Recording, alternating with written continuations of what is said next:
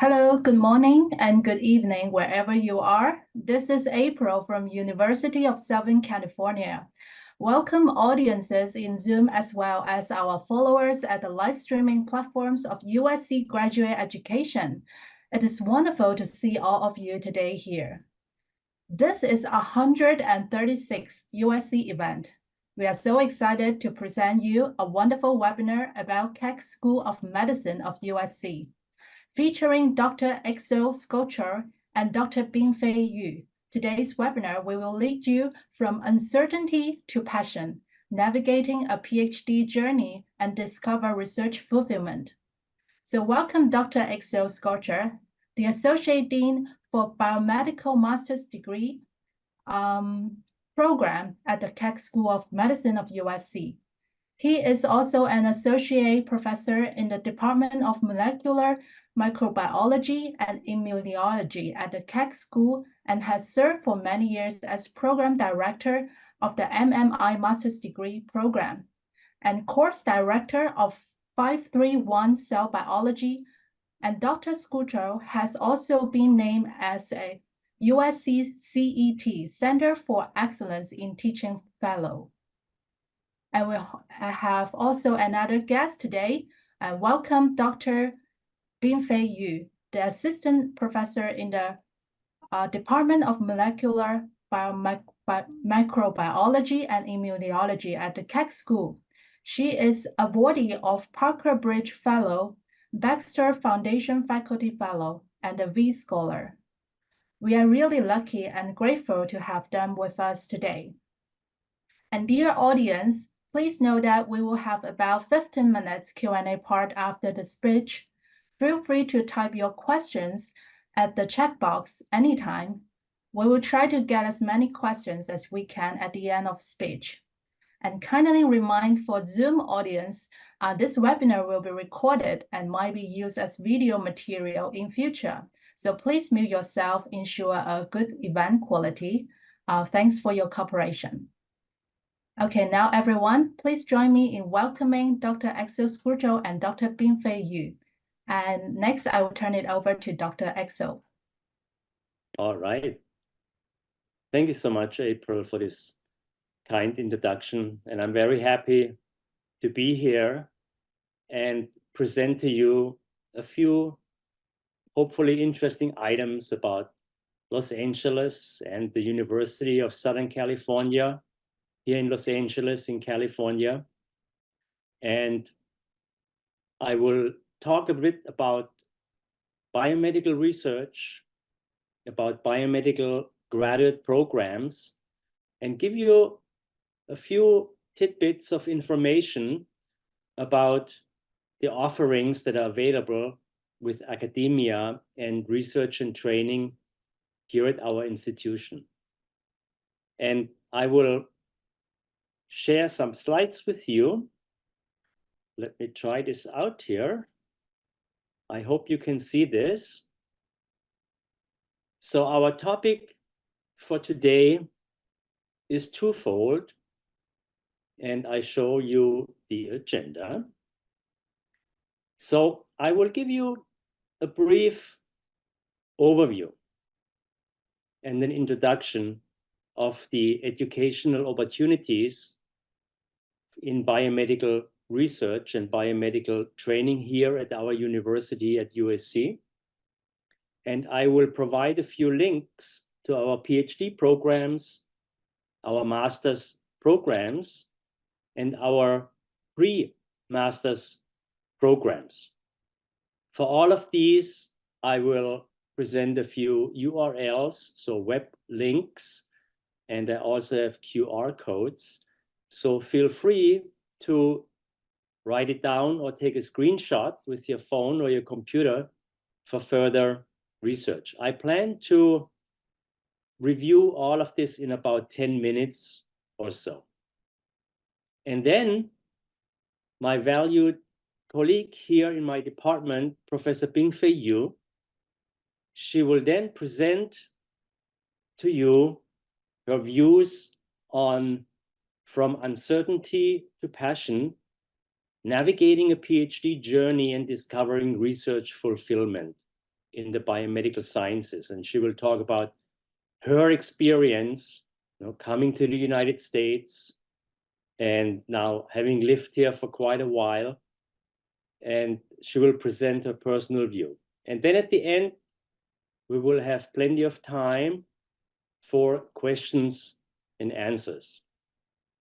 And as April kindly pointed out, feel free to type your questions into the chat or speak up at the end, and we will try to address all the questions. So let me get started with a brief overview of academia and life in Los Angeles.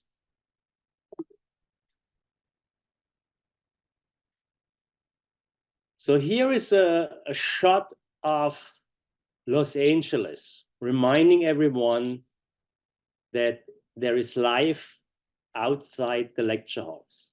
So our students, they study hard, they pursue biomedical research, very committed, but there's also quite a bit of opportunity to take a break and explore what the area in Southern California has to offer. Obviously, in the middle here, this is a shot of downtown Los Angeles, and the University of Southern California is actually not far away located from downtown. Most of you probably know that Los Angeles is known for its beaches, which are wonderful, and the sunny weather, of course. But you might also realize that we have mountains here. And in summer, they're perfect for hiking. And in winter, it only takes about a 1-hour drive from downtown to reach one of those ski resorts. Naturally, we have Hollywood, movie production.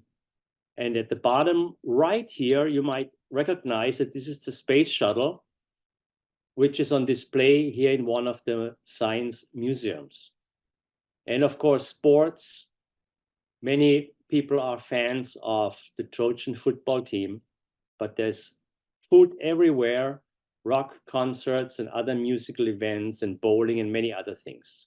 So just as a reminder, even though now we will switch to academia and studying and research, Los Angeles is really a metropolitan area that has a lot of offer outside of the lecture halls. So coming back to USC, we are one of the world's largest private universities.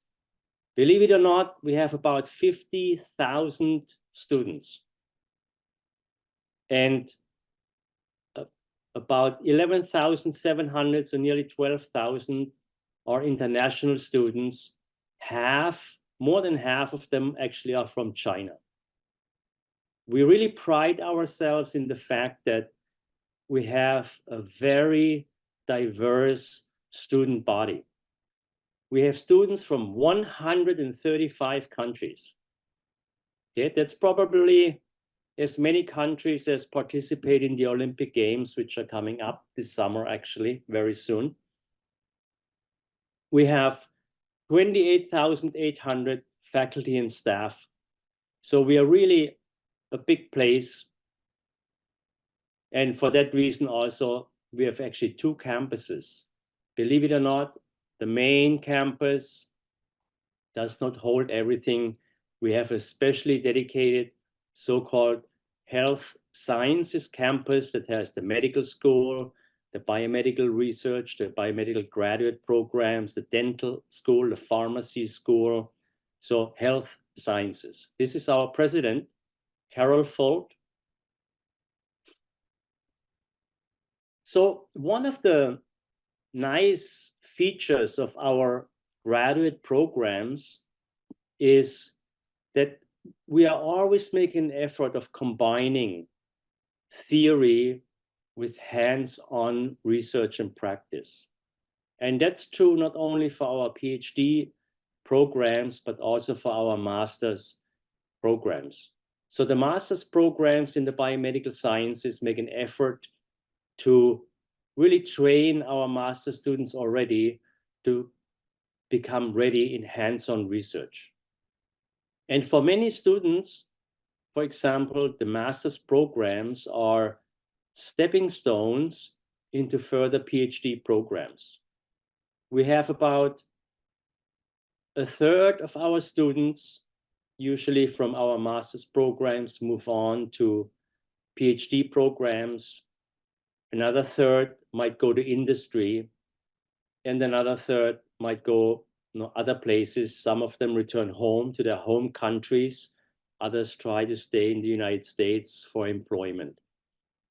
But again, the emphasis of theory and practice, so the combination of coursework with hands-on research, is one of the major strengths of our graduate programs.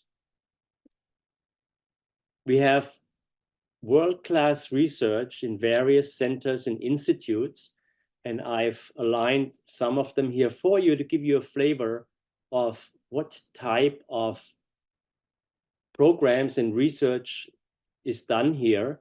We have the Norris Comprehensive Cancer Center, obviously cancer research, patient care. The beauty of having such a center is that it combines not only education and training, but also patient care. So many patients, many cancer patients are being treated at this cancer center. And the advantage for teaching and research is that our students can get connected with translational work. For example, on one hand, clinicians can provide samples, tumor tissue to the laboratories for studies, and or when in the development of cancer drugs, it's easy to create clinical trials and move the cancer drugs into clinical testing. Similarly, we have the Neurogenetic Institute, Alzheimer's Disease Research Center, regenerative medicine and stem cell research. As you probably know, stem cell research has moved to the forefront of research over the last 10, 15 years. We also have neuroimaging and informatics institute. So neurosciences have become very big here at USC. I want to point out Children's Hospital of Los Angeles. The Children's Hospital of Los Angeles is about 20 minutes away from our health sciences campus, but many of our faculty are located there. And Children's Hospital of Los Angeles, their research institute, focuses primarily on diseases related to children, such as, for example, to pick a cancer type, medulloblastoma, which is often seen in children. And some of our students actually work in laboratories at Children's Hospital of Los Angeles. And then we have several research-oriented departments, such as my department. I am from the Department of Molecular Microbiology and Immunology. I am also running the master's program in molecular microbiology and immunology. So we are one example of several basic science departments that train master students and PhD students. And here is an opportunity for you to take a screenshot if you can. This is a slide about our PhD programs. Now, our PhD programs, we have 6 of them. They're listed here, and you can see they're quite diverse. The beauty of this biomedical and biological sciences called PIPS is that PIPS is an umbrella entry portal. What does that mean? It means that when students apply to our PhD programs, they do not right away start in any of these 6 PhD programs, but rather they apply to PIPS, and during the first year in PIPS, they rotate through different laboratories and become familiar with research that's going on at USC, with different programs, different investigators, different topics, and so forth. And at the end of the first year, then they will decide which of these PhD programs they want to join. Okay, so there's a really, for PhD students, a great opportunity.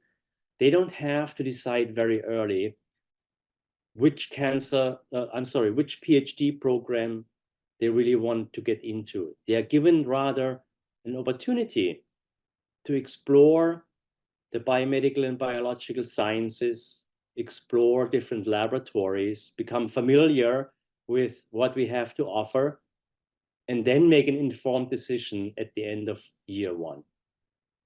Okay, this is the website here where you can find further information on all of these. These are the master's programs that we have available. Here's a website. Now, I will not read all of these different master's programs to you. There are about 20 or so. As I mentioned, I am the director of molecular microbiology and immunology.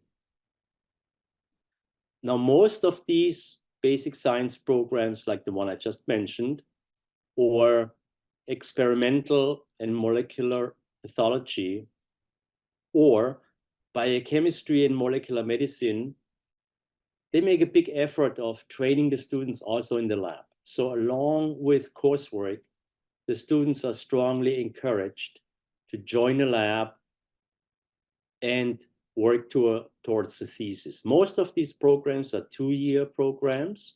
So over the course of 2 years, it's quite possible to write a thesis, defend the thesis, and get well trained. Then finally, we have USC's International Academy. This is for students who don't quite feel ready for a master's or PhD program. These programs prepare students for subsequent master's programs, potentially even PhD programs. So our programs really are geared to be stepping stones for further education. And especially our master's programs, many students are interested in our master's programs because they view it as a stepping stone into getting into a competitive PhD program, or getting into industry, having hands-on experience. Okay, and this is my last slide. So your future certainly can start at USC. These are the 3 websites, and you will find tons of information for it. And of course, at the end of the next presentation, we are happy to also address questions that come up right now. So thank you for attention, and I will end here, and I will introduce my fellow colleague, Professor Bingfei Yu, who is also in the same department as I am, Department of Molecular Microbiology and Immunology.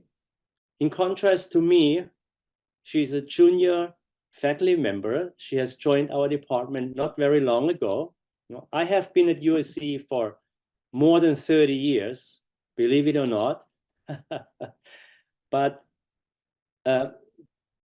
Dr. Yu is newer, and she also much more connected with newer perspectives and so forth. So I will turn over to Professor Yu, and remember, with your questions, type them in the chat or hold them until the end and ask them personally, and we will get to them. So thank you very much.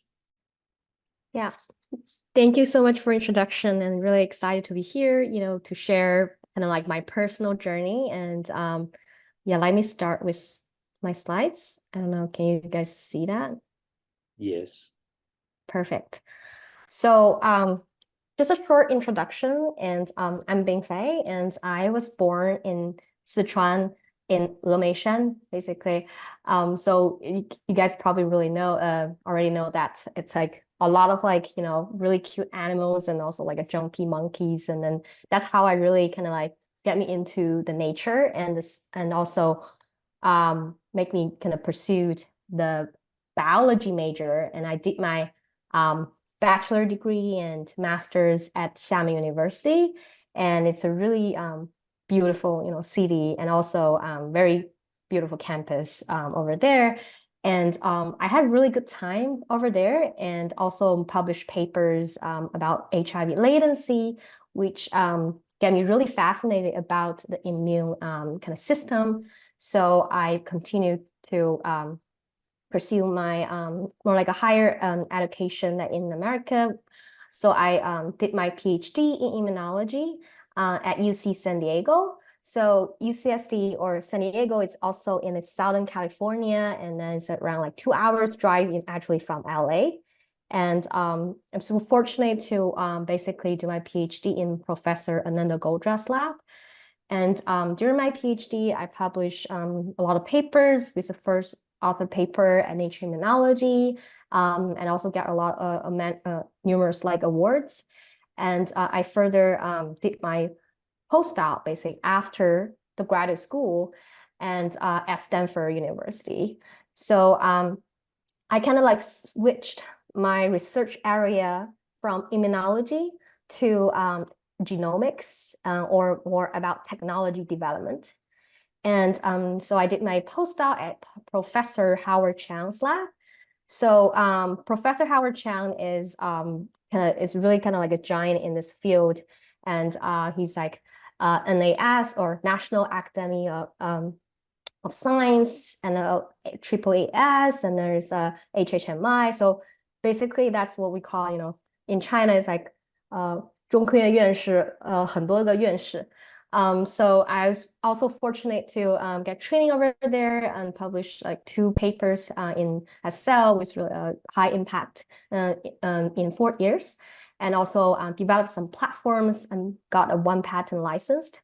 And basically combining my PhD training in immunology and my postdoc training in the tech development, I finally kind of like joined USC actually last year to start my lab and to explore the engineering in our immune cells to trying to develop therapies that treat the cancer and also other disease. So you might find this kind of like, very obvious or straightforward scientific journey, but actually the true story behind that is completely different.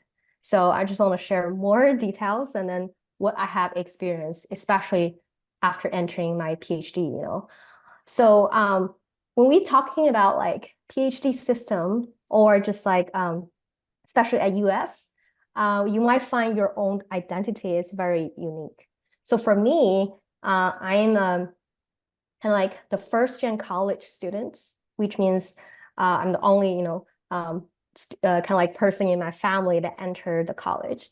And I'm also for sure as an international student. My English was really poor at the time. And so basic, but my also another identity is like I'm really passionate about the biology. Like I really love doing things I'm passionate about. So I think maybe that's how I got admission into UCSD. So so you can see here, this is our back in 2012 that I remember this is the first day of our boot camp that we take a picture with my basically the graduate, a lot of grad students together at that time. And you can see we have a very diverse and very few actually international students there. So the first actually kind of like striking moment I feel that like I'm a little bit like different from other people is really about the language and culture barrier. So basically I remember, like I think when I did my rotation in the lab and I was working together with another postdoc, like a very senior postdoc. So she told me like, okay, just give me that beaker. And I just stood there and I don't understand what she's talking about because my English skill is not really good. So she kind of learned that like, I don't understand. So she speaks very slowly, like, give me that beaker. So then I basically in Chinese that means 把那个烧杯给我. And then I understand what she's talking about, but I don't know what beaker means, in English or in Chinese. So, and then she still feels like, what, why you're standing there? You just like, beaker is over there. So, and then she just grabbed that beaker and then showed me like, this is a beaker. And I was so embarrassed. Like, but like, she's super nice. And then, and after, so basically you can see that like, even just a communication, it's like pretty hard, for a lot of international students, including me. But I realized that, and I feel like, I can, change by just being more confident to interact. Don't feel afraid to like, oh, I don't know what you mean. Can you just say that again? So the more and more when I practice, the better, I have my, increase my English kind of skill set. So, and then, basically, I also have benefit a lot from the peer mentor program at that time. So we have peer mentors in the PhD program, and then I also participate in that program and help recruit grad students. So, which is also another really grateful experience that I can understand like how the university or the department select graduate students, what they, kind of like focus on, what they really care about. And during my grad school, I published the papers, I got a lot of awards. So during the graduation, when it's approaching, that time, I have kind of like different thoughts, because when I first joined the PhD program, my goal is to find a job. So like, it's find a decent job, basically. Like, okay, I want some job probably in industry and I get really good pay. And then I can just like happily, live my life as US. So that time, like I was, okay, I should try to apply for jobs in industry. And then my mentor, PhD mentor, Ananda, hear about that. And she's like, you are such a talented student, and you should try, stay in academia, and I can see your potential. So I also talked to a lot of other faculties at that time and have a mixed opinion. So basically, a lot of people tell me like, if you're hesitant, you're not sure where you want to go, like industry or academia, I'm sure you will go to industry because it's such an easy, choice. Academia is hard, and you got really, it's a lot of like, kind of like obstacles for you. So, and also if you think about that, you're not really determined. But luckily, I think my mentor Ananda just told me like, I'm confident in you. You should try, explore as much as you want, and I got you back. So basically, I tried to apply both industry. So after PhD program, apply both industry, kind of a lot of companies, and also apply for the postdoc positions in academia, like at Stanford, UCSF, a lot of top universities. So very fortunately, I got both offers. Basically, I got offers from industry as a scientist, and from Pfizer, Genentech. Those are all like top biopharma. So you can also see how like what's the opportunities you have, in when you did the PhD in biomedical science. And I also got offers, as postdoc from Stanford and UCSF. And you can see the, the salary, right? It's really different. So I thought I will just take like very straightforward, just take the industry offer, but I didn't, because when I talk to people in industry and talk to the people in academia, I just realized that I really like, doing science in academia, especially have this freedom to work on the things you feel the most passionate about. well, in industry, you have a really good life quality, but you don't have such freedom. So then I just chose to stay in academia and did my postdoc, and then publish again the papers and got a patent, and then did some work that has been cited and then used by a lot of people, like researchers across the world.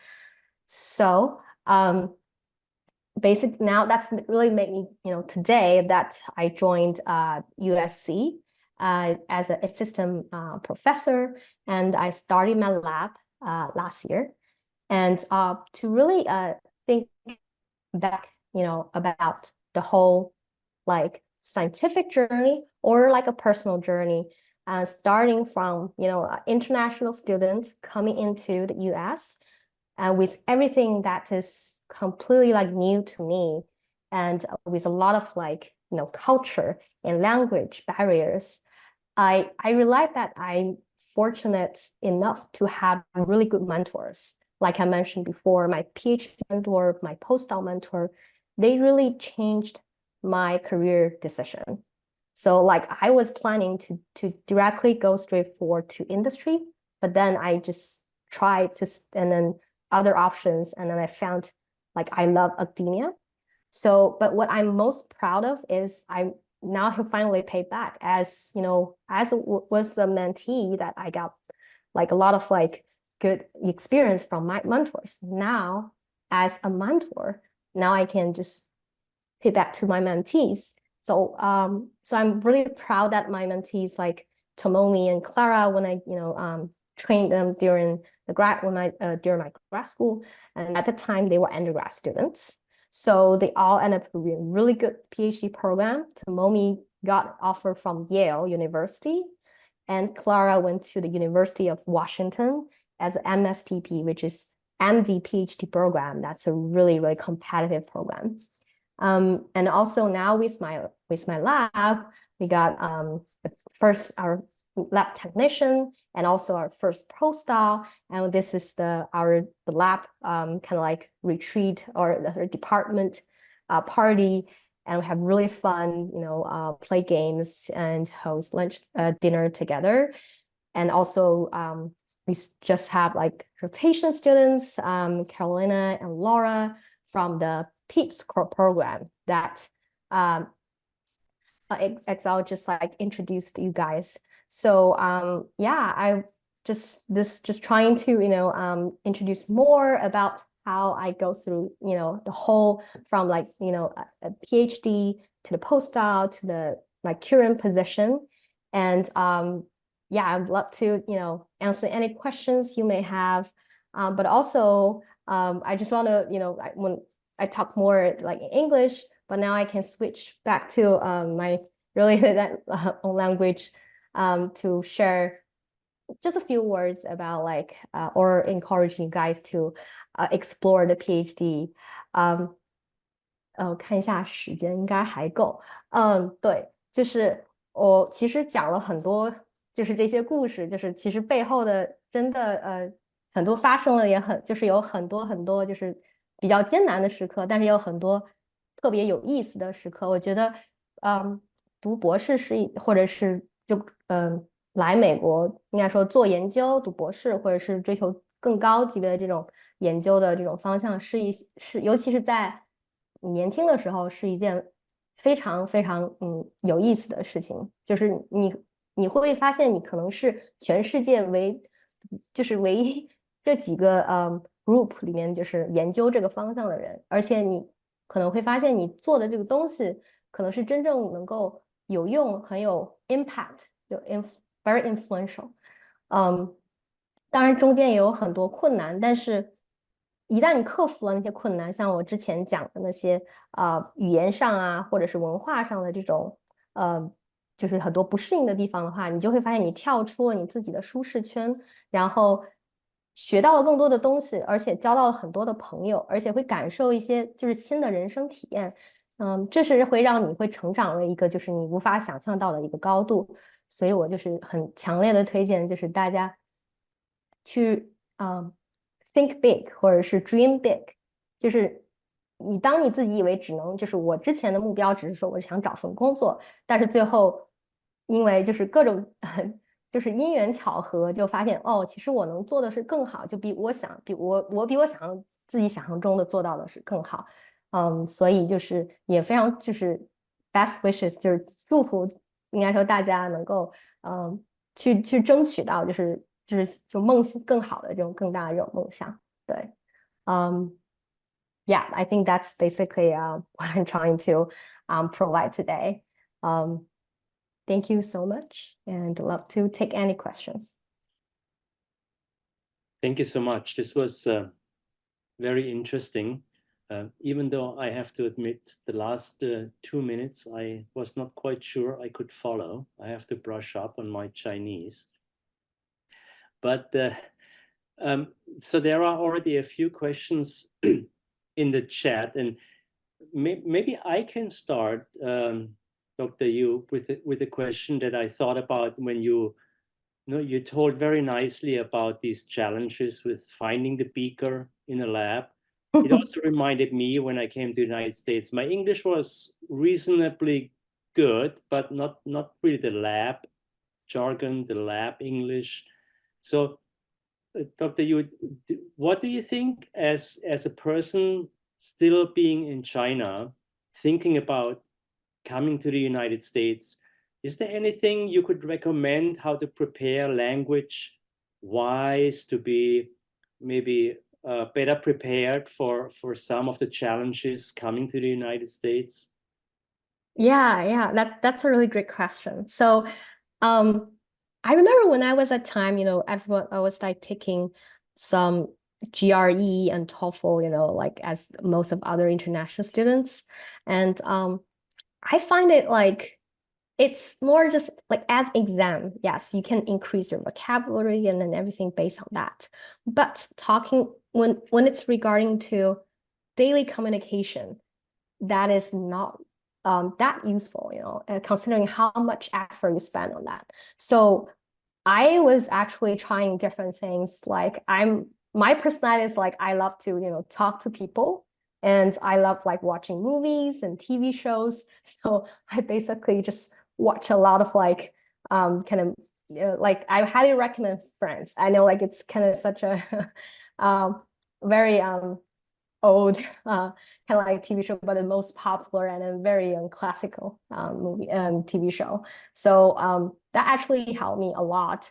But also I just enjoy just watching those, and then I didn't expect that would just change my English a lot. So another thing is, as you mentioned about lab jargon, like beaker, right? Like I couldn't learn beaker from just the TV show. So those things, I think it's you can try your best to improve that by just like I don't know, reading some papers, and then that's like more about the lab related stuff. But I think the best way is to, when you come here, when you really talk to people, you will realize how much you will learn in the real kind of like environment instead of like reading on the books. That's just my strategy. I know different people have very different strategies, so I think I would recommend everyone try and explore, as much different strategy as you want to see which one fits you better. Someone prefer reading, someone just prefer talking, and the one thing I learned is don't feel, I don't know, like embarrassed to ask for help. So that's the number one thing that I think a lot of our international students feels like, if I ask for like, oh, what does this mean? Does that mean like I'm stupid? Like I think that's the most I don't know, just a common thing that we all feel like that. So and then when I just like don't think about it, it's like just ask. So okay, what does it mean? Because this really, it's this second language. I'm still learning. It's really makes sense, and then people understand, and then people will teach you like, oh yeah, this means blah blah blah, and the next time, like, I learned it, and no one will just think about, oh, you're stupid. They're just like, okay, you ask for help and we help you. You're getting better. You're getting improved. So I think will be the suggestion I would give. Yeah. Yeah, thank you very much. This is all very interesting. we are starting to have questions in the chat. I will take on the first question from Jeff. It says, he's wondering whether I would share how our school selects PhD candidates. I can say a few words to that. Now, in general, PhD programs at different universities, they might emphasize different qualities depending.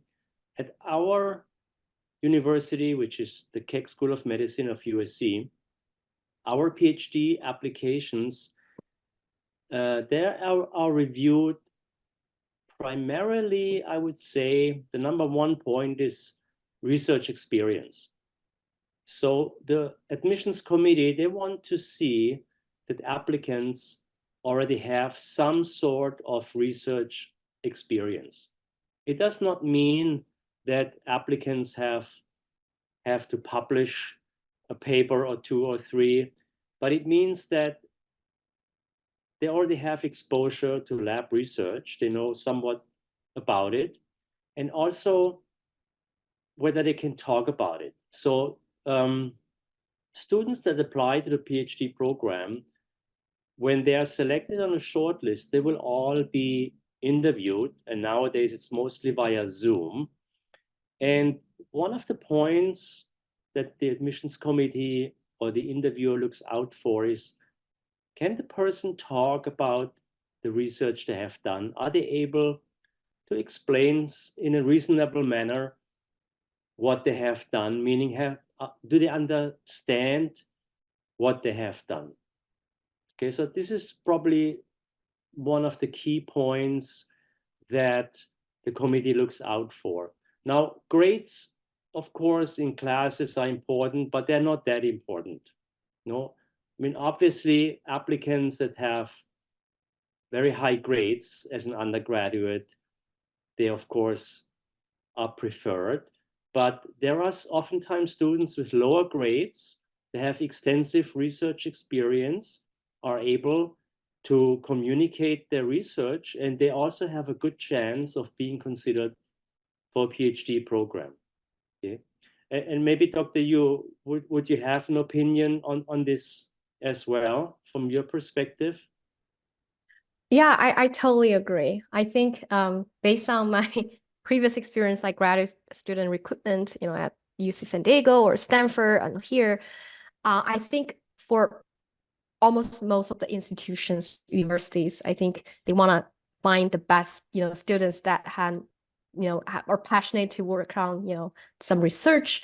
And then especially, I think for PhD students, but there's some, I would say, again, depending on like the selection committee, that I don't know if I want to disclose more details about how we select, but basically we'll really a group of diverse faculties together, and we will receive like tons of applications. It will be like first level, second level, like different layers of the selection, like keep narrowing the pool. So for example, the first pool, and then we'll start from very basic things like it's kind of we have weighted score based on different parameters, like your grades, the GPA, and basically your, I don't know, for I guess for now we don't have GRE, right? So we just have TOEFL. So based on that, like it's an English proxy of your English skill set, whether you can communicate, and it's all like a score based on that. And then will be mostly on your previous research experience. Some people may have papers, some may have some just like project experience, not leading to some papers, but they can have layout very detailed, like what they have done, what the research skill sets like they have learned, and those are all very valuable for us to kind of trying to find the best students.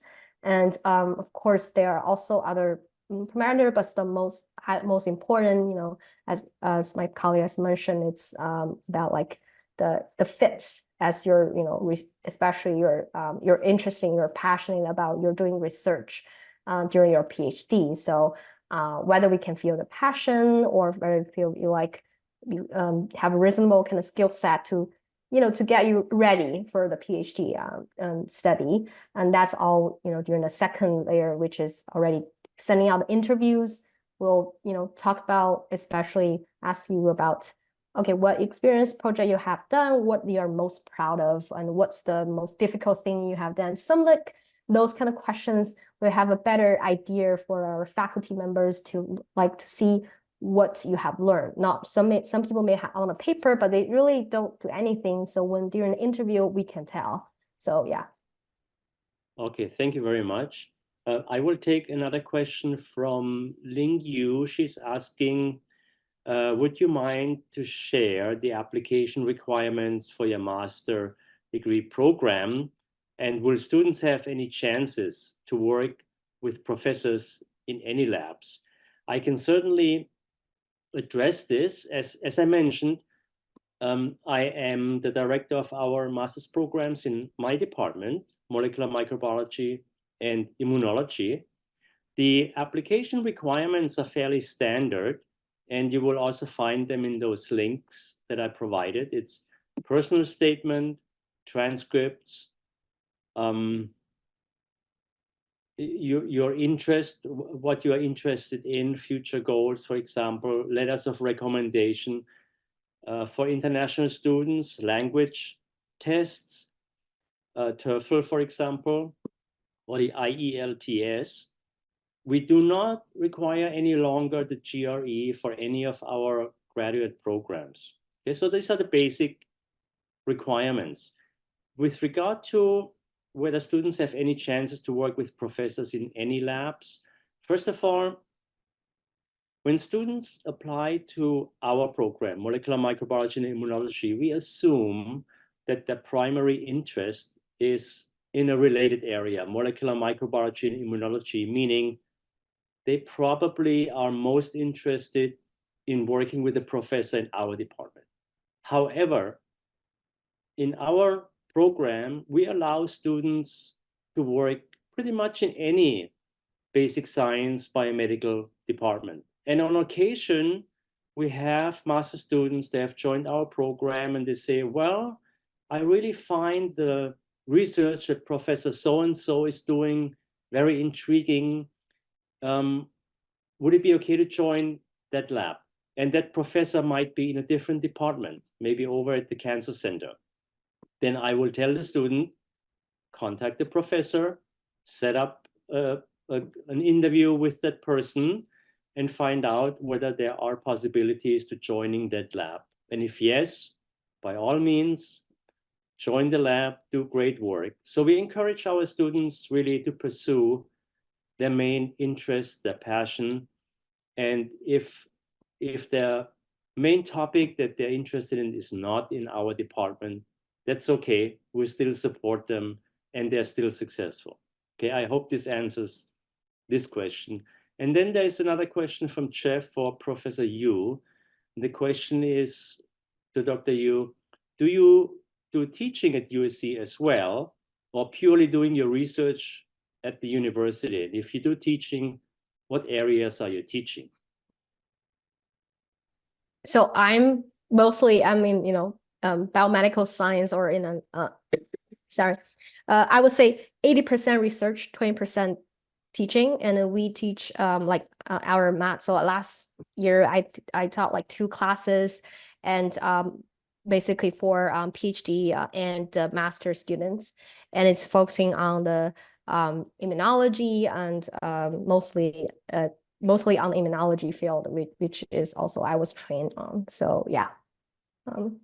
Okay, thank you very much. I will take the next question from Bright Quinn. It says, there's a question about how to find a suitable mentor in the PhD journey. Do you have some tips for that? And actually, Dr. Yu, maybe you can take this question because you did this not too long ago. You were in a situation graduating and then thinking about your PhD journey. You just told us this very interesting story. So how do you go about finding a suitable mentor in the PhD journey? Yeah. Oh, I have so much things I can talk about, like, especially, like I talk about all my, fellows, grad student fellows. We are the same cohort. I've seen so many talented students. They quit the program because the mentors they found are so toxic. So this is highly important. You want to find not just suitable, you find the best mentor because that will really lift you up to the next level. So how to find that? That's also, come back to our like the rotation system. It's a beauty of this umbrella PEEPS program that you have chance to rotate in at least 4 different or 3-4 different labs. So during the rotations, and you have interactions with people in the lab and with the mentor, and you will definitely can tell whether this is a really good lab for you. But without that exposure, it's a little bit hard just by have a just conversation with the mentor. So the best thing is to just doing a rotation. If you don't have chance to do that, talk to people, the mentees in the lab, and to see whether this mentor is a really good mentor, what's his mentoring style, and do you have a really good work-life balance? And if you need some help, how does that help you? How does this mentor help you? Something like that. Through those conversations, you gather as much details as you can, and that will help you to make decision what the best, suitable mentor. For me, I know like I'm passionate about this area, so I select several professors working in that area, and I did my rotations, and I talked to people in their lab, and then finally I chose the lab that I like the people and the mentor. So it's not only also the mentor, but also the lab environment, because you're gonna spend like 4 or 5 years with those people together. So if you don't feel comfortable with them, then don't join that lab. Same thing for the mentor. You will get, if you have a good mentor, this is gonna be a lifelong experience. It's not like I'm done with my PhD, I'm gonna say goodbye for my PhD mentor. Right now, I still have this really good relationship with my previous mentors. They're still supporting me at every career stage. Like when I apply for the grants or some foundation, awards, they are still writing the recommendation letter for me. So I would say yes, like just like really think about what mentor you want to choose, and then what kind of features, what kind of people you want to work with, basically. Yeah. Thank you so much. And maybe I can add to that also. I mentioned about the PIPS program that we have. Remember, I mentioned that in this format, the accepted PhD graduate students, they have 1 year to rotate through different laboratories. It's actually, for these students, it's mandatory. They have to spend at least 3 rotations, meaning they will experience 3 different labs during the first year. So they will experience 3 different lab environments, 3 different mentors and groups. And then at the end of that year, they will have a good feel for an impression, what type of environment they foresee to be in, they would like to be in for the next few years. Of course, also during the first year, they will get to know other PhD students, and usually student to student, there's lots of information available about good mentorship and PI in the general lab environment. Now, also for our master's students, the program, of course, is shorter. It's usually a 2-year. Most of them, the biomedical programs are 2 years. And the students generally do not jump into a lab right away, but we expect them within the first, say, 2 to 3 months to find a lab where they would like to work. And during that time, they have opportunities to talk to different professors, to talk to different students, the peer students in the program. So they will also get a feeling for what is a preferred lab, so to say. And I can tell you in our department, molecular microbiology and immunology, I know that some professors are preferred by students because some professors, they have a lot of master students always. And I know that they're doing really well there and they're feeling satisfied. So it's good to see. I see another question here, and I think this is another one for Professor Yu. It says, thank you so much for sharing your overseas study experience, which is very inspiring. What do you think made you so outstanding as a candidate that you got accepted by those great universities in the US? Yeah, I think honestly, it's probably about my previous research experience definitely add a lot to that. And also I had papers at that time.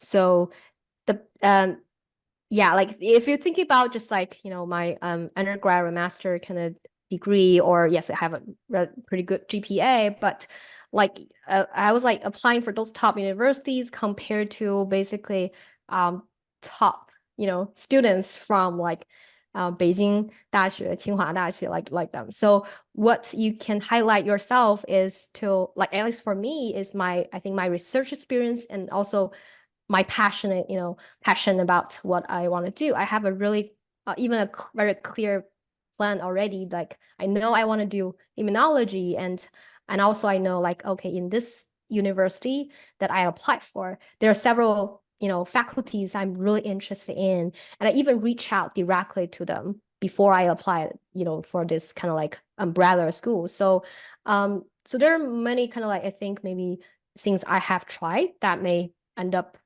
quite helpful, but I was, you know, at a time I don't really know what specific kind of parameter or feature that helped me to get offers.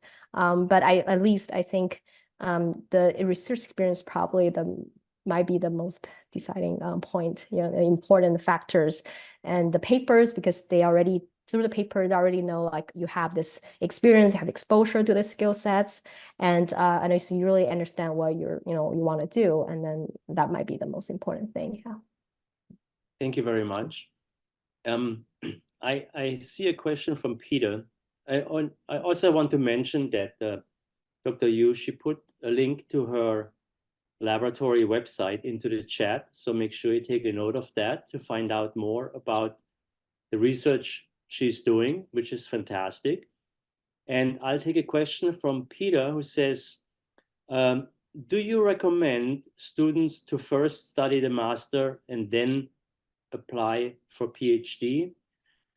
Generally speaking, in many situations, the master student can be a very valuable stepping stone into a PhD program, especially for international students. Like generally speaking, our PhD programs are very competitive. We are receiving very many applications, and many students are, have quite a bit of research experience, and it's very competitive. So having a master program first as a stepping stone towards a PhD can be very helpful, especially if the master program offers hands-on research training, where the student not only can learn research, but also become familiar and find out, well, do I really like research a lot, that I want to pursue a PhD? Oftentimes, students are not terribly sure exactly what path they might take. But I can tell you that really the majority of students that I see in our master's program, they blossom. When they start doing research, they really pick up interest and enthusiasm, because oftentimes at the beginning you say, well, maybe I'll go into industry later or go back to my country. On the other hand, very often they start doing research and they get really enthusiastic. They start spending more time in the lab. They start spending weekends in the lab and evenings in the lab. And they might even be able to assemble as a master student a paper or two, sometimes even 3. And they really get the bug, get infected by the bug of research excitement. And then, of course, having this type of training and experience makes them much more competitive to be able to compete with others to get into a PhD program. And I can say that I think the vast majority of students graduating from our biomedical master's programs, if they want to get into a PhD program, they will be successful in getting into one. Now, not everybody can get into Harvard PhD program, okay, granted. However, there are many, many other PhD programs that are high quality, do a terrific job, and provide fantastic opportunities for people who are dedicated and interested in research. Also, just add a comment to that is like I totally agree. And then sometimes like 1 year or 2 years, just like short exposure of the during the master kind of program, you kind of have a sense about the research, what research really means to you. So like instead of like doing a directly jumping into the PhD, spend 6 years, if it's just only 1 year experience that you already feel like this is probably not for me, and then it can really be really helpful instead of this another 6 years, or just direct. Well, you can't really quit during your PhD program, but I would say like just think about this as a not only stepping stone, but also to see whether you will like to do a PhD or to explore the science. And then you also you're really for master students, you're in a lab environment. You can talk to the PhD students in the lab and then just see how like whether you want to be like them or if like this is probably not a path for me. Yeah.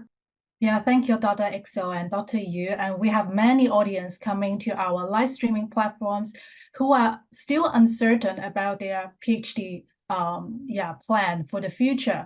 So some of our audience face challenges and uncertainty, and they share about their experience that some of us have to face the family, they expect me to earn more money in the company more than to do the PhD. And also some of us need to face the unemployment situation globally or also in China. So what is your suggestion to ensure myself to get more certain under this situation? Yeah, I think these are all very important and valuable thoughts. It's important to consider because a career in the sciences is really long-term and has challenges also along the way.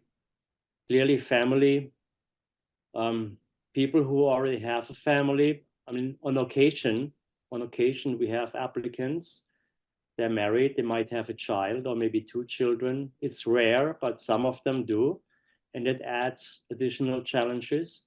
I would say the finances are probably on top of the challenges for many people, and which is also an important consideration for whether a PhD program or a master program first. If a student is lucky enough to get accepted by a PhD program, they're usually supported by stipends, meaning there is some financial support for the student, which helps a lot, of course. And money is important. It's very clear. Everybody has to eat. Everybody has to live somewhere. Now, for master's students in our master's programs, the situation is somewhat different finance-wise because there are no stipends. Generally speaking, there are no stipends for master students, meaning master students, they have to pay for their own tuition. In addition, of course, to finding a place to live, buying their food and so forth. So a master's program is more expensive and financially challenging than a PhD program. And it's unfortunate, but our university does not offer many stipends or fellowships for master students. Some of our master's programs, they do have some financial support, but it's usually restricted to 1 student per year in the program. So in my department, for example, we have about 15 students coming in every year, and we have 1 fellowship for a group of 15. So that is really, tough, a tough challenge financially. And Dr. Yu, maybe you can comment on that as well. Yeah, I totally agree. Talking about financial burden, that's like that's very important, like to think about like where you want to live, and then kind of like a living cost, and also like how much you want to spend. Or you can think about PhD or this as an investment, right? Like without this, what kind of like career goal you can achieve, or if you want to invest this after that, how much you can get like with this PhD degree.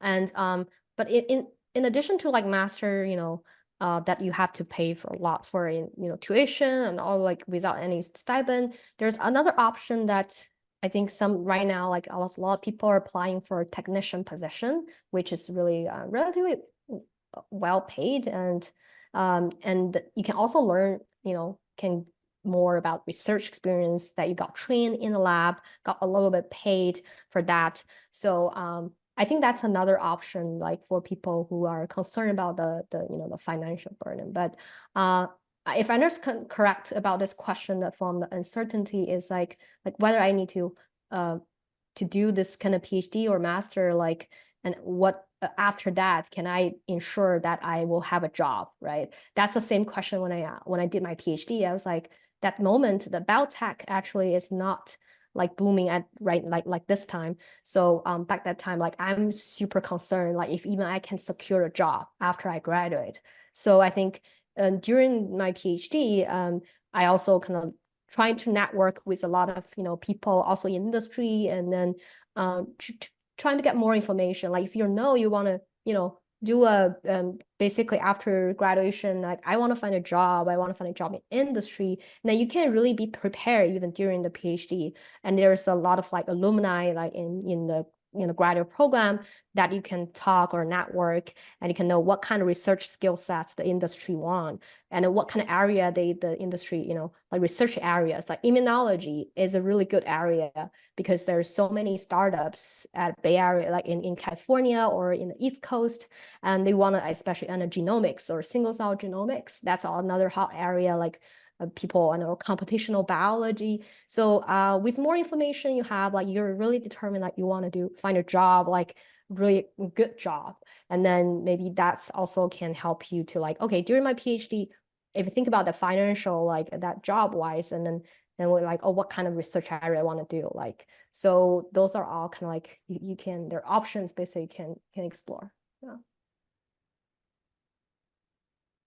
Thank you. And here is the next questions is about, is this program from Keck School is only offer to medical students, or how about STEM students, background students? Can we apply for this program? Yes, totally STEM students are totally welcome. Even though we are called medical school, we actually have more PhD and master students than medical students. Okay, so we do have a full-fledged regular medical school program with medical students, but really the majority of students are PhD students and master students in the biomedical sciences.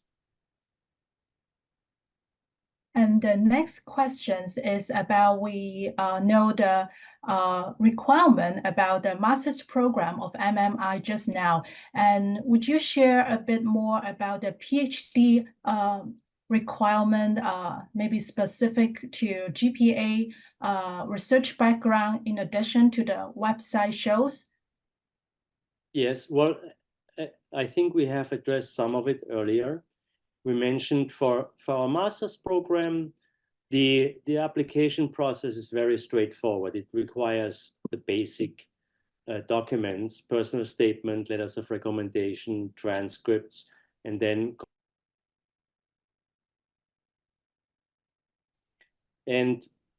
for the PhD program, it also requires a description of research experience. So as I mentioned, the PhD programs, they really want to see that the applicant already has some sort of research experience. For our master students, master's applicants, that's not required. We accept master students. Some of them, they have zero lab experience, but they have interest, and in their personal statement, they express their interest and their willingness to learn.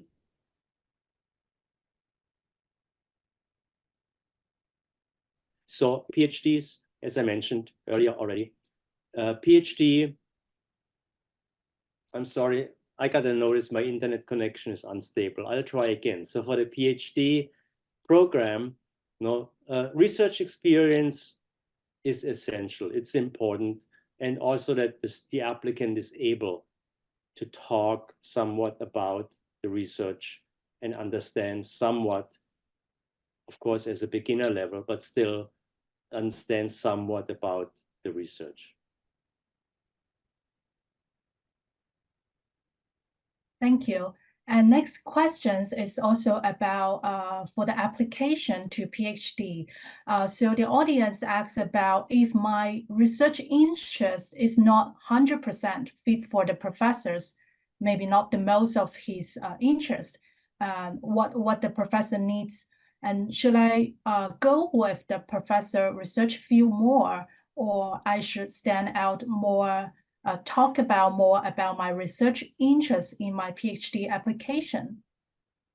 Well, certainly in the PhD application, the applicant is required to talk about the research background that they have. And then if there's an interview, they will have to talk more in depth about the research experience that they have. With regard to the PhD program, the interest of the applicant does not have to match 100% with future mentors.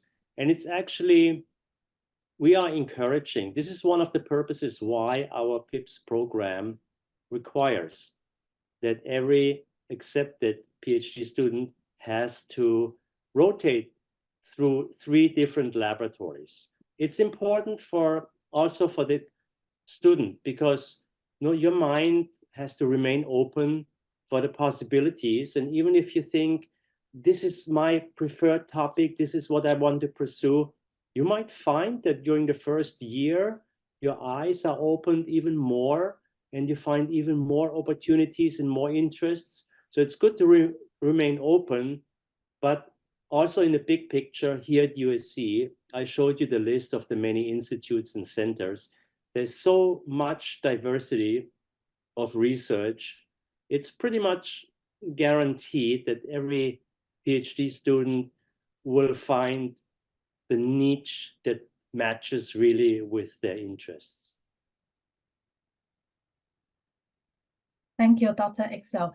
And the next questions is for Dr. Yu, and I think it's also, we can give the answer same with the audience from Zoom asks about how Dr. Yu's have confidence to speak and gain in the public speaking. And also from our audience, we are overwhelmed by your, you've got many awards about your research. And how do you think about you do better than other researchers to get these awards?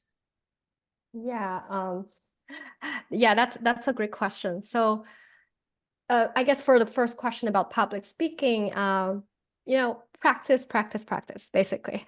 And also the confidence, sometimes like you probably feel like you already see kind of like after, like it's kind of like evolved version of my current kind of like confidence, but you didn't basically seem the previous version of me, which is like super nervous, right? But I trying to kind of like fake it, and like you always kind of fake it until you make it.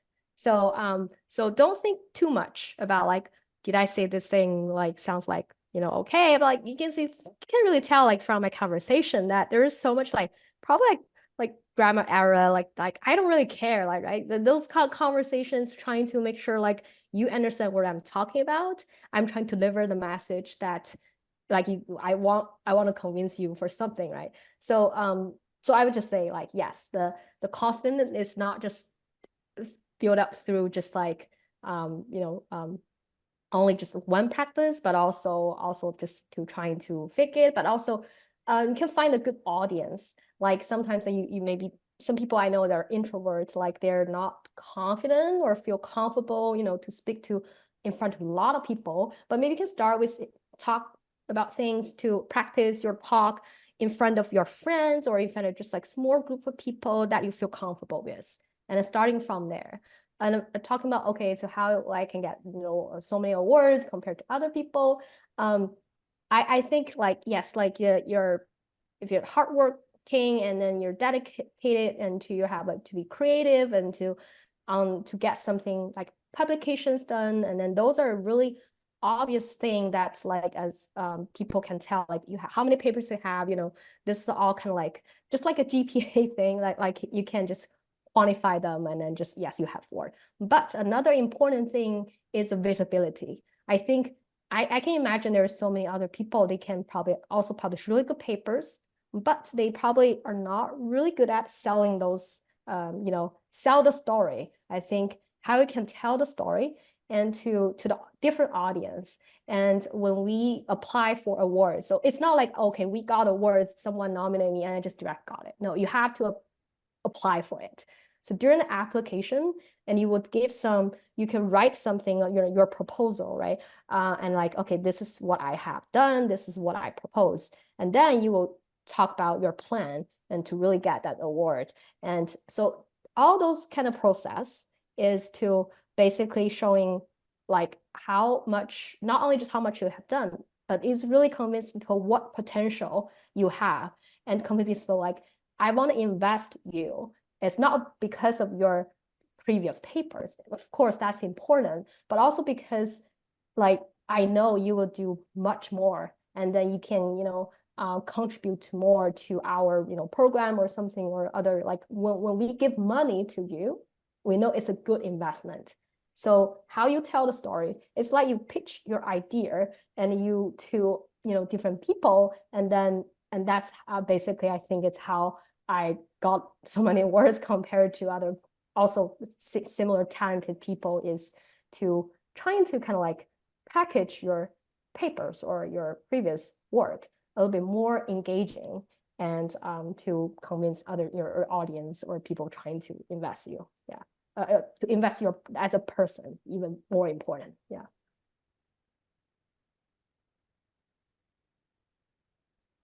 Thank you, Dr. Yu. We learn a lot, yes, just as what our Zoom audience and our live streaming audience says.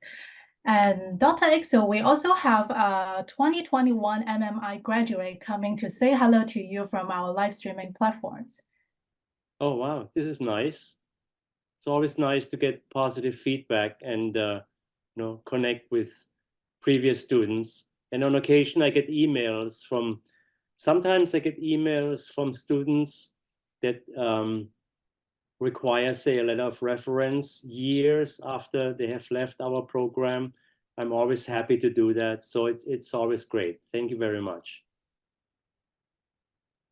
Thank you. Yes, we have many former students in our live streaming platforms today, and some is in Canada doing PhD, maybe it's another project after USC. Yeah. Thank you so much. Great to hear. Great. And since about the time, I will pick like 2 more questions for our session today. And one question is a specific like guidance for this students is about, I graduate from Columbia University with applied analytic program. Can I apply for biomedical program, and what skill set do I need? I have limited knowledge about medical information. So how to prepare if I want to switch to a biomedical program? Yeah, I would say irrespective of the specific background, if it involves research in something that's related to the sciences, it's always recommended. Submit an application and find out, or contact the program director with a personal email to explore what are the possibilities. So offhand, I'm not quite certain how different that background is from biomedicine. There might be some overlap, but even if not, we have on occasion students that switch domains and when they apply to a biomedical master program, in those cases, we want to see, are the students interested? Are they smart? Have they done something exploratory, even though it was in a different area? And then there might still be opportunities to come into biomedical research. It's not too far off. I can tell you, for example, to pick a random example from the medical students.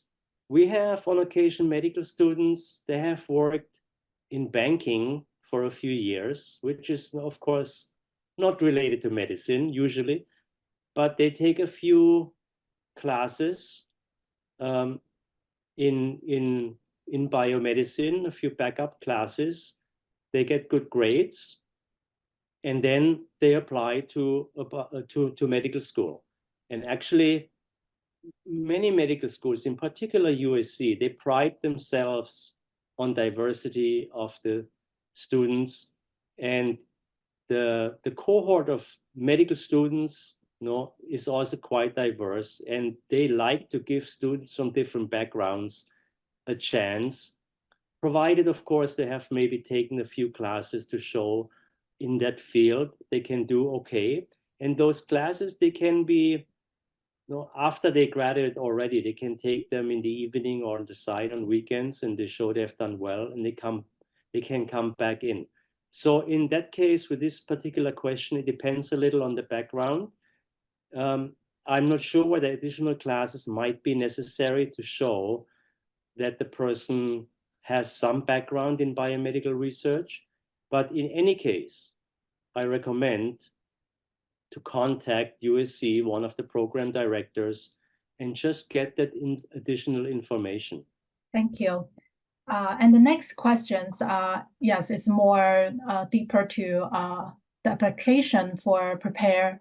I hear to Dr. Ixo's webinar earlier saying that share the importance of research, and I hope to see the applicants have rich research experience from Dr. Ixo says. And what kind of research experience do you think is valuable? Let's say how you see these 3 items, the background of the supervisor, the paper publication platform, and the length of the research.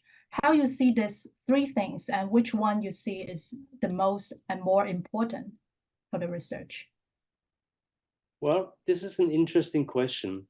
I would say from a simple perspective, if the person has published a paper, is co-author on a paper, or is a co-author on an abstract that has been presented at a scientific meeting, that's kind of a badge, like a badge of honor and a badge of accomplishment. When it's in print, has been published, it's very clear that whatever the applicant has done with research was worthy of inclusion in a poster or in a paper. But many applicants don't have a paper. So in that regard, it will be important to also have letters of recommendation that explain what that student has done. Usually the applicants, in their personal statement, they express their background, describe a little about their research. When they apply to a PhD program, there's usually an extra page that needs to be filled out specifically describing the research in somewhat greater detail. And that is usually confirmed by the mentor, the PI. Usually when students have worked in a lab for a semester, they should ask their mentor, even if it was just 1 semester, ask the mentor, can you please write a letter of recommendation for me when I apply to this program? Can you please mention my research experience? And of course, professors like to do that. They like to support their students, especially when they have done a good job. So the entirety of this process will then be reviewed. And maybe Professor Yu, from your perspective, you're nodding your head. Maybe you can add a sentence or two to that. Yeah, I totally agree. I think your research experience, right, if you have as a paper, that's like such a straightforward thing. Like, you know, you already have a paper that really shows you have the research experience. But I know for a lot of people, they have done so much that doesn't really end up in a paper, especially for biomedical research. It takes years of work to really get it published. So if possible, like you have done so much, like really like tons of stuff. I feel like it's already there, but it's not published. So I would recommend you put on bioRxiv preprint. So I think that's also very valuable for the committee members to see, like, it's not peer reviewed, but it really shows us like you have, you know, done this work, and we can really read those paper or preprints and to evaluate, you know, how much work, you know, you have done. And of course, the recommendation letter is super important. Make sure you really have a strong letter. Like some people like ask, you know, professors like, oh, you read a letter, and then they read a letter, but it might not be really strong. And that will, you know, not even just like it's kind of like really looks really bad for your application. So really make sure you find make sure your ladder is a strong ladder. And I think really the you know, professor will be really honest about like if they're like, oh, I don't feel like I can write a strong letter to you, and then they can communicate with that. And then in terms of background of professor, my understanding is like, yeah, if it's like this is really a famous, you know, professor, like the whole field knows this person, and then that's definitely help. But then that really means that recommendation letter is super important, right? So if you have recommendation letters from, for example, someone very famous, but they didn't really write a strong letter, that's completely useless. But it's better to have someone like know your work and then write a really good letter for you. That's, I think it's, you know, it's definitely beneficial for that application. Thank you, Dr. Ixo and Dr. Yu. And closing today's event, and also thank you again for our guest speaker to give more certainty and passion for us to explore PhD journey. And we also like to invite our two guest speakers to give some words or advice for conclusion to our event today. And maybe Dr. Ixo first. All right, so some words as conclusion. As I mentioned, I have been at USC for a very long time. I came originally from Germany, and I remember when I started in the lab that in the first month, even though I was already interested in research, but in the first month or two, my interest grew tremendously. Okay, so my thought is that, and I see this with our master students, you know, once you get started really immersing yourself in research, it's important to find out, is it your passion? And I think for very many people, they will find it is their passion. So when you're still a junior somewhere, undergraduate, I recommend finding opportunities to get involved with research, even if it's just for a summer to get started with, and then hopefully another semester and another semester, and experience what research can be about, and just keep an open mind for opportunities that come. Yeah, I totally echoes, you know, agrees those like curiosity and passion are super, you know, important. It's not only just for your application, it's for your whole kind of like life or career, like what kind of, you know, stuff you want to work on for your whole life, and what kind of, you know, career or the jobs you want to pursue, right? Those are kind of like big pictures. Like you will have like your kind of like a map, and you want to connect the dots, and then finally you will find out like you're in a position that's actually a really good position, but looking back that you wouldn't imagine. So as I mentioned, like always kind of like dream big and think big, and then really trust yourself. I think this is maybe just more the culture difference. I feel like for a lot of our international students, from, you know, Chinese students, they are so humble that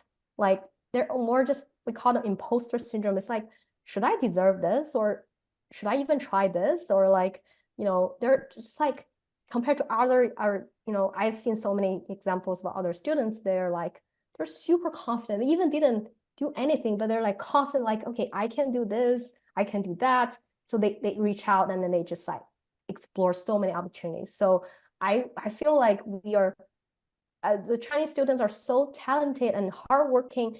It's somehow just like the confidence, or just being even more assertive or aggressive. I think it was super helpful, especially if you want to pursue, a career at the US. So I think it's more about probably the culture difference, that somehow we were trained as like to be like humble. But no, like here, you want to sell yourself. And no matter how many, you will see how many from the PhD application, from the job application, at the different stages, you have really to trust yourself and know you can't really, you have the ability, you just trust it. Yeah. Thank you, Dr. Excel and Dr. Yu. We've got many thumbs up from our audience about the guidance and advice.